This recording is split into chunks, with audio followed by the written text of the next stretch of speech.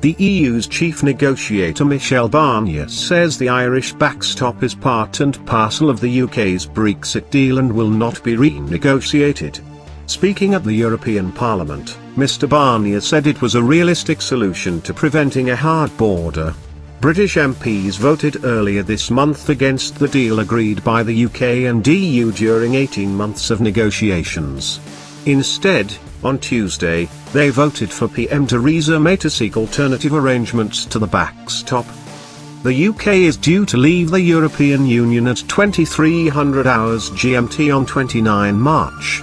The backstop is an insurance policy to stop the return of checks on goods and people along the Northern Ireland border.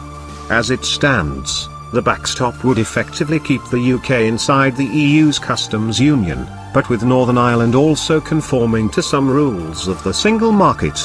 It was one of the main reasons Mrs May's Brexit deal was voted down in Parliament by an historic margin earlier in January, as critics say a different status for Northern Ireland could threaten the existence of the UK and fear that the backstop could become permanent. Mrs May has said there are several possible alternatives to the backstop that she wanted to discuss with EU leaders.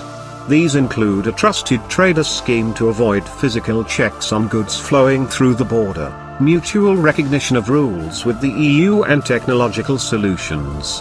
However, Business Secretary Greg Clark told ITV's Best and programme that he did not think those technical possibilities are there yet.